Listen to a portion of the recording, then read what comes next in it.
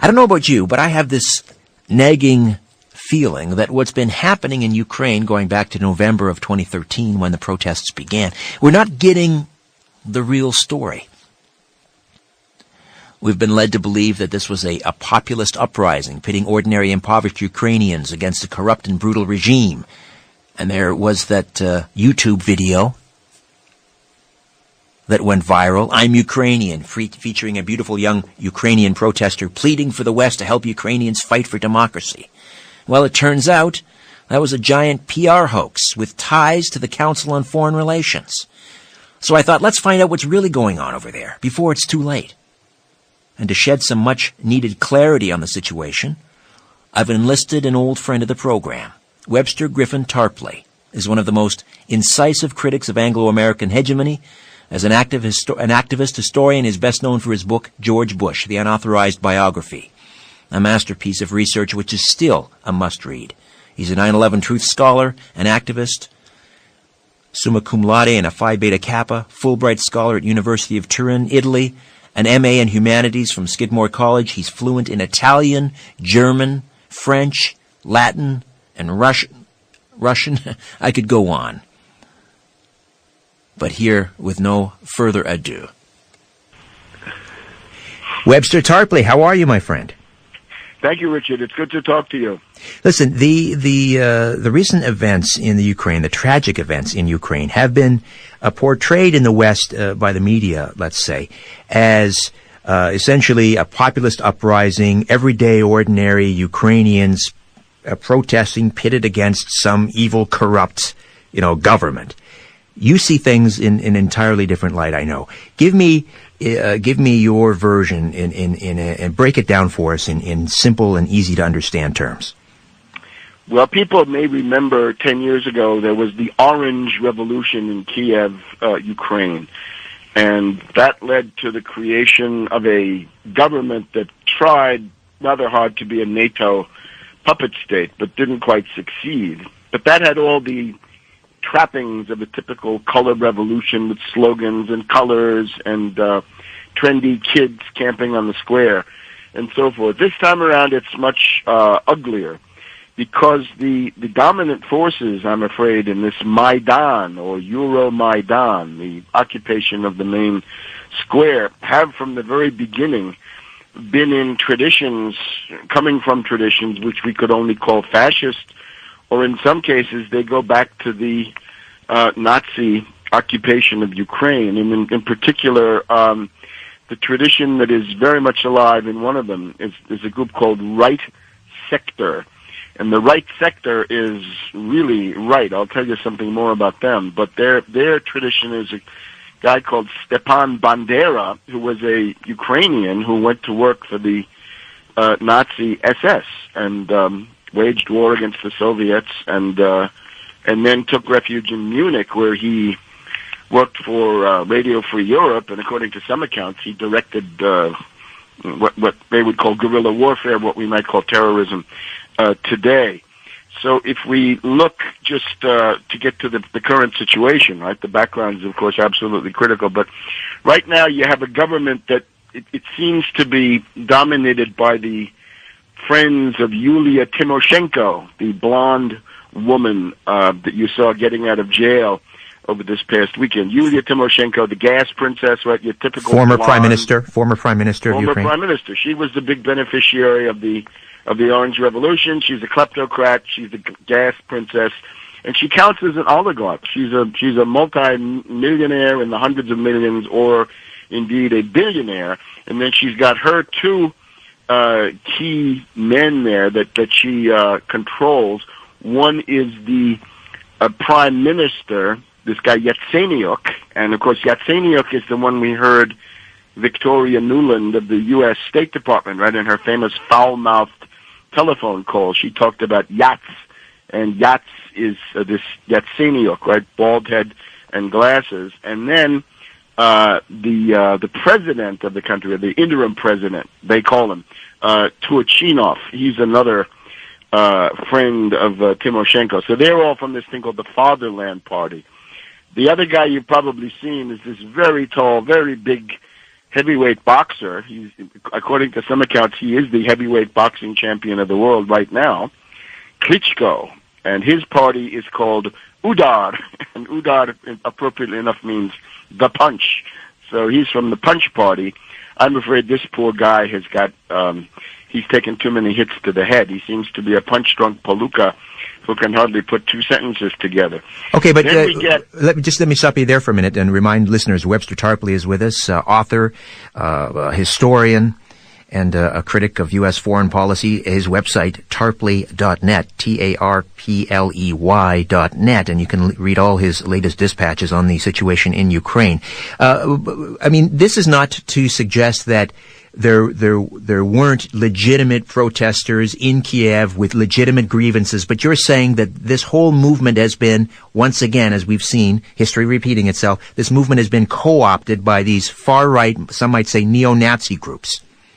Yes, and I'm afraid this entire thing was much darker from the very beginning. It was, it didn't have this, upbeat, happy young people on a spree overtone. This was always rather sinister. So you have this fatherland party of Timoshenko at the Gas Princess. You got the punch party of this poor guy who's taken too many punches, and then you get the really ugly ones. The first one is called Svoboda, freedom. And Svoboda is led by a guy called Chanibok. And Chanibok appears in all the academic studies of European neo-fascism. He's in there because of he's got a long track record of statements. He hates Jews above all. He is an anti-Semite. He hates Poles. He hates Russians perhaps more than any of these. Wait a minute, though. Wasn't U.S. Senator John McCain up on a stage posing with members of Svoboda? Yes, Chanibok, and it's absolutely outrageous. I have a friend who did a meme based on that photograph, and you see McCain thinking, "Boy, if Americans were this dumb, I'd be president." So, yes, McCain, of course, goes into these situations from the hip. He doesn't know what he's doing. He doesn't know who he's meeting. And indeed, he met some people who are even worse. So Svoboda we might call the moderate fascist tradition, perhaps, with this Chanibok. But he's also got the interior minister. If you woke up on Saturday morning and heard that the Ukrainian interior minister had warned that an invasion of the country was going on, you might wonder who is the interior minister. And that guy, Avakov, is a jailbird. He was held in Rome by the Italian police, kept in jail for some days, weeks, as a result of an Interpol warrant for his arrest for crimes of real estate corruption and related stuff. So this is a very mixed group. So Svoboda is already ideologically of this type, and then we get the most extreme group, which is the right sector. And here I would just call your attention to two. One is Yarosh, and Yarosh is someone who over the weekend put out a call to the Chechen terrorist organization of Doku Umarov. This is these people are terrorists in the U.S. catalog, the British catalog, everybody's catalog. And he said, now, the Chechens, we fought for you. We came to fight for you in your war against the Russians, and even since. And now we want you to join us because we need your help against the Russians. So okay, let me just jump in here, Webster. Webster will take a timeout. We'll come back and we'll continue to delve in this tragic situation unfolding in Ukraine, where it appears some rather unsavory, to say the least, characters have taken the reins of power. Back with more of the Conspiracy Show. Stay with us. Webster Tarpley, Tarpley.net. If you just go to the homepage at richardsyrett.com and click on Webster's name, that'll take you right to his website.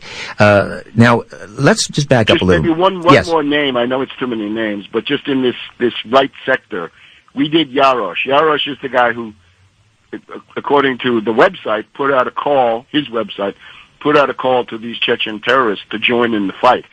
Now, the press secretary of this right sector said, oh no, this was hacked in, we didn't really do that. But it's really academic because they have a prominent leader, the guy called Muzycho, Muzycho. He is documented as having gone to Chechnya during the 1990s and has fought with these terrorists alongside them against the Russians. And he even gives you a catalog. He says, I destroyed 4 tanks, 3 armored personnel carriers, 5 trucks, and 2 artillery pieces, and so forth. So he is on record as being part of a terrorist army. So I think this is interesting from the point of view of people here in North America. The people who blew up the Boston Marathon are indeed, some of them, their friends, the ones they pal around with and mutually support themselves. Those are a key part of what's going on in Kiev. And remember, this group, this Maidan, was 20 to 30,000 at the very most, right? On weekends, of course, in a holiday atmosphere, they could get a couple of 100,000 people to come out, right? But Kiev is a city in the many millions, and Ukraine has something like 50 million. So 20,000 extremists, and you've seen them, right? These are street fighters, people throwing Molotov bottles, a very interesting dramatic film from about 10 days ago of a Right. Ukrainian police armored personnel carrier being just overwhelmed by Molotov cocktails, policemen being burned alive, policemen being beaten, policemen captured, and indeed members of the army captured by these people. So this is not peaceful, this is violent, and it's got nothing to do with democracy. There are no demands of democracy. No. There's no such thing. The demands Webster, are suppress the use of Russian and fire Yanukovych. Okay, let's talk a little bit about Yanukovych, the deposed president. Now, he has been portrayed as this corrupt official. We saw the Ukrainians gleefully marching on his presidential palace, and the Western media was making a big deal about his collection of cars and antiques and a labyrinth of escape tunnels and so forth. And I was thinking to myself, watching that, wait a minute, that's the official resident of the president. The members, Yes, that were part of the Orange Revolution would have lived there and had the same. And this Yushchenko probably lived there if the place was acquired in time, right? Yushchenko, along with Timoshenko, those were the 2 darlings of the Orange Revolution installed by NATO. But so was Yanukovych, was he corrupt? Was he Sure, of everything? course he was corrupt. But Yeah. you have to remember that the country is a post-Soviet place, right? So what happened in 1990 to 1991, in a nutshell, was the oligarchy of each individual Union Republic, and there were 16, played the nationalities card to remain in power as an oligarchy. The technical term is nomenklatura, right? That's the Russian term, or the old Russian term for oligarchy. Now they just call themselves oligarchs. So Yanukovych is very definitely one of them, and I hold no brief for him. My name for him is Chicken Kiev. He is the real Chicken Kiev because of his cowardice and vacillation. He could have essentially cleared the square in November or December or in January sometime, and that would have been the end of it. Right? It reminds me of the famous moment when Mussolini's fascists are marching on Rome. One of the leading generals, General Badoglio, turns to the king and says, "Your Majesty, 5 minutes of gunfire and fascism will be over." And of course, the king didn't want that. He wanted Mussolini, but that is the way it is with these fascist movements. The thing behind Yanukovych is that he was surrounded by these oligarchs. One of the oligarchs, the richest, put out a statement in the last week or so saying, "We have to have a peaceful solution, no bloodshed, no crackdown," right? And you were dealing with things that would have been crushed in any country of the world, right? Again, burning policemen, burning police cars, burning army trucks, occupying government buildings, and rather important ones, Right. burning down the trade union building. That's an interesting one because it shows how right-wing these people are. There was another oligarch who was sort of in the middle, not really pro-Yanukovych, not against him, and he's part of this. There's a guy called Pinchuk. He's a great friend of Bill and Hillary Clinton. This guy has given $5 million to the Clinton Global Initiative, so we can assume that he was counseling, a soft line, right? In other words, it's the appeasement of fascism, and unfortunately, people have to remember these painful lessons. Appeasement of fascism doesn't work. They simply escalate. One other guy is important. There's a guy called Poroshenko, who is a chocolate manufacturer, candy manufacturer. He is an oligarch. He's a multi-billionaire. And this is the guy who paid the stipends for the people in Maidan, because they were not there on their own dime. They were getting, the humblest of them was getting $25 a day from, we think, Poroshenko. They were certainly getting this money. Okay, well, Poroshenko... That brings us to another issue. And let me go back to that famous YouTube video that went viral. And of course, it's the I Am Ukrainian, this beautiful woman. She looks like a fashion model standing in the square in Kiev saying, look what is happening to my country. Please help us, and so forth. And then later reports were that was produced. I thought the lighting was a little too good, but it was produced supposedly by this huge PR firm. What can you tell us about who was behind not only the making of that video and this publicity campaign, but also who else was behind, or who else is behind these neo-Nazis that are taking over in Ukraine? Well, we can be pretty sure.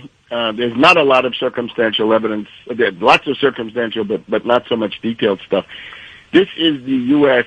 NATO color revolution apparatus, but again, it's moved itself into a more sinister light because of the fact that this was violent from the word go, and there were always guns and so forth, and the content was always this.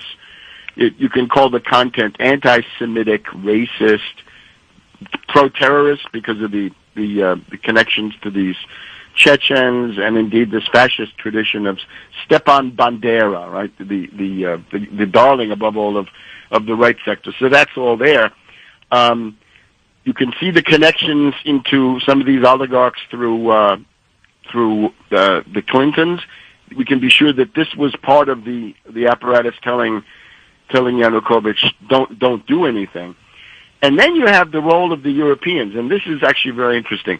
One of the problems with Yanukovych is that he capitulated, he surrendered repeatedly. At the beginning of February, he went on sick leave, and he tried to bring the leaders of the protests into the government. He offered Yatsenyuk and a couple of others the prime ministership if they wanted it. So the Yanukovych as president and these other guys as the government, right? The government in the European sense of the prime minister and the other ministers, and they wouldn't do that. But then later on, he made other capitulations, and in the course of this, it emerged that they weren't interested in reforms. This was very similar to Syria, right? The main demand was Assad out, Yanukovych out, but he repeatedly demoralized his own base by giving in to these people. And in the last phase, we had a deal signed, about 2 weeks ago right now.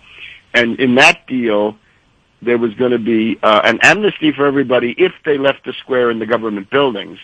And that was implemented by Yanukovych. But the people in the square then said, well, we'll leave here, but we'll go and seize the parliament, and we'll go and seize the other government buildings. So that was that night of the bonfires, right? The most right. surreal was the Tuesday to Wednesday. And then we had the snipers on buildings, right? Snipers on buildings, shooting police snipers. Yeah, and again, you don't know who those snipers are, but it's pretty clear that they're not only from one side, right? That they're from different sides. So at this point, his support collapsed because you had 67 cops who had been taken prisoner, you had army troops who had been taken prisoner and their lives were in danger, and then Yanukovych wanted to negotiate again. And here, this is my point that I wanted to get to, is the people who whispered in his ear were Chancellor Merkel of Germany called up Yanukovych and said, you've got to negotiate. And she said, I'm sending my foreign minister. We're going to have some foreign ministers come in, and they're going to broker a deal. And apparently this awful woman, Catherine Ashton, Baroness Ashton of the European Union Foreign Affairs lady, she was also on the phone with a similar siren song. So in they go with Steinmeier, the foreign minister of Germany, Fabius, the foreign minister of France, and Sikorsky of the famous family, the oligarch, foreign minister of Poland. Sikorsky's wife is actually a columnist here for the Washington Post. So these the three foreign ministers of Germany, France, and Poland, came in and sat down with the demonstrators, the rebels, the terrorists, whatever we want to call them, and Yanukovych, and they had a deal, which was elections in December and other things that these the protesters, so-called, signed off on.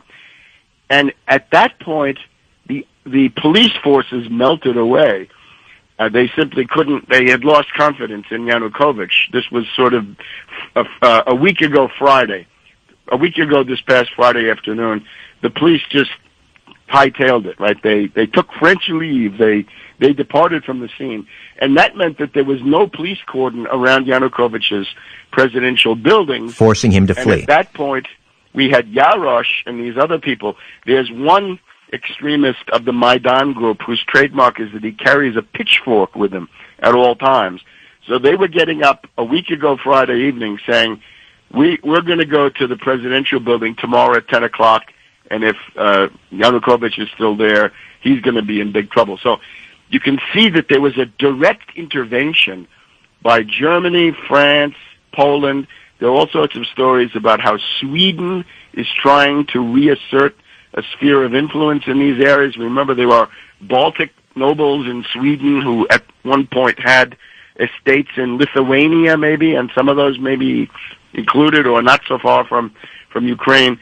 So all of this horrendous stuff from the Middle Ages is essentially coming back. Okay, That's the apparatus that did it. That's what kept him, so he wouldn't do anything. Webster Tarpley is with us, historian, author, and harsh critic of U.S. foreign policy, tarpley.net, the website. Let me ask you, ostensibly this, going back to November, this was about the fact that the Ukrainian government was trying to forge ties, or they backed away from a closer ties with the EU, and they wanted to forge closer ties with Moscow. That's what we're told. This is how it all started. What's it really about? Is this about the NATO intelligence and the West trying to install their own puppet or drive a wedge between Russia and the Ukraine? What's this really? What's at the heart of this? Well, concerning this negotiation with the European Union, they were not being offered membership. Membership was never offered to them. They were always going to be, according to one commentator, they were going to be getting a worse deal than countries in Africa were getting, even though Ukraine is actually a European country. So the deal was very bad. What was the deal? The way it works in Ukraine is the big issue is heating, because it's so cold, right? So you have to get natural gas. The natural gas is sold by Russia to Ukraine under a deal signed by Tymoshenko, the gas princess, before she went to jail when she was still prime minister. She signed a deal with Putin that gives Ukraine a reasonable price, right? This is supposed to be dependent on reasonable behavior, right? If you want a political price, then fulfill the political conditions. And then the Ukrainian government resells to individuals and consumers at a lower price. So they have a subsidy. They have a gas subsidy. It's like what you find in Egypt or Syria or places like this, where there's a bread subsidy and a cooking oil subsidy and a heating and cooking, right, methane or mazout or whatever, these kinds of subsidies. So Ukraine has this too. The first demand, the International Monetary Fund, which superintended these talks, not just the EU, but the full troika, meaning the International Monetary Fund was there too. They said you're going to have to abolish those subsidies. This is impossible. Then they said you have to cut pensions for old people. You've got to cut medical care for old people. You've got to cut aid for children. You've got to devalue the currency. And in other words, an entire brutal, genocidal, deflationary austerity program of the worst type, of the type that has failed again and again and again. In other words, they were going to get the Greek treatment and then some. Right. So and again, not even being a member, right? You won't even get membership. And the idea was that the dumping would begin. European goods could be dumped in Ukraine. Ukraine would not get any benefits. This was a deal that nobody could love except a NATO agent who was also steeped in the school of Stepan Bandera and the Nazis from the 1940s. So, all right, I got to jump in here, Webster. Got to jump in. We'll take another time out. We'll come back. I want to talk about now the Russians rolling into Crimea and what whether we are in fact on the precipice of potentially a world war. What's going on? We'll take that up with Webster Tarpley on the other side here on the Conspiracy Show. Don't go away. We're back with a final segment with Webster Tarpley. Tarpley.net is his website, and Webster. Richard, we have one question left over, if I could, from the previous time. What is it really about? Well, it's geopolitics, right? If you're Napoleon, if you're Hitler, whoever you are, you want to invade, you have to go through here, right? If you want to invade Russia, Ukraine is there, and you've got to go across Ukraine, pretty much. Now, that I don't think is the immediate plan, but then there's this question of the Russian Black Sea Fleet, which is giving NATO such a hard time, right? The idea that Russia can have warships show off at Tartus, say in Syria, and contest the Mediterranean as a NATO lake. Well, it's not, as long as the Russians can come in, which they do at various points in the Syrian crisis, and they ship in weapons and all sorts of things. So the idea that in particular the Crimea and those ports is a part of Ukraine. Of course, this is historically not the case, right? This was Nikita Sergeyevich Khrushchev, in a moment of idiocy, decided he wasn't popular enough in Ukraine, even though that's more or less where he came from. He said, "I'll gratify the Ukrainians. I'll give them this under their administration, and then they'll be bigger and they'll like me more." This was really, really dumb. But he was a populist, so he did it. But of course, historically speaking, there's no question of Ukraine. There has been no Ukraine, right? Ukraine is historically important for Russia, because the beginning of Christianity in Russia is in 988. The Grand Duke of Ukraine, right, of the Rurik, converted to Orthodox Christianity, and that is the so-called Kiev Rus, and that survived until about 1240 or so, with the coming of Genghis Khan and the Mongols. So there was an independent Ukraine from the 900s, and even earlier until about the middle of the 1200s. But then after that, they go under the Mongol yoke, and they don't come out for several centuries. And when they do, it's the Russian Empire that brings them out. But later, they're, of course, split. The Ukraine of today was split among Russia, to be sure, but also among Poland. Poland was a very big country. It went from the Baltic Sea to the Black Sea, included a lot of this. And also Austria getting this area of Galicia, even Romania. All right, so given Russia's obvious, the strong history in this region, what was Obama thinking, drawing this pink line in the sand, if we can call it that, telling Putin that he has no business rolling into Crimea or Ukraine? Well, on Friday afternoon, I was relieved. I laughed and laughed when I saw that appearance by Obama. I thought that was the most transparent, pro forma attempt to get out of a terrible situation. I don't think Obama is the worst. Right? I think there are a lot of very foolish websites that want to tell you that Obama is the evil demiurge and so forth. I don't even think they wake him up for these things. He could stop it if he wanted to, and he doesn't. So that's his responsibility. But in terms of doing this stuff, I would say this is a color revolution, neocon, neo-fascist, CIA, MI6, BND, DGSE operation that just goes on. And if you want that to stop, you've got to shut them down. In other words, you've got to defund them, break them up, and I would be all for doing that. But when Obama showed up at the White House on Friday and said, there will be costs, what he means by costs is that he won't go to the G8. And of course, the reason you can tell this is you have these godforsaken U.S. forces in Afghanistan, and the only way they're getting out of there with their equipment is thanks to the Russian railways put at their disposition by Vladimir Vladimirovich Putin, Without that, they're going to have a Dunkirk retreat. They're going to get out of there with their shirts if they're lucky, but nothing else, right? So all of that equipment, tens of billions of dollars of equipment that's sitting in Afghanistan is going to stay there unless they can take it up to the Russian railheads and send it back over the Russian railway system into Europe. So I don't think anything like that is happening. On the other hand, some of these people are crazy, right? Susan Rice is crazy.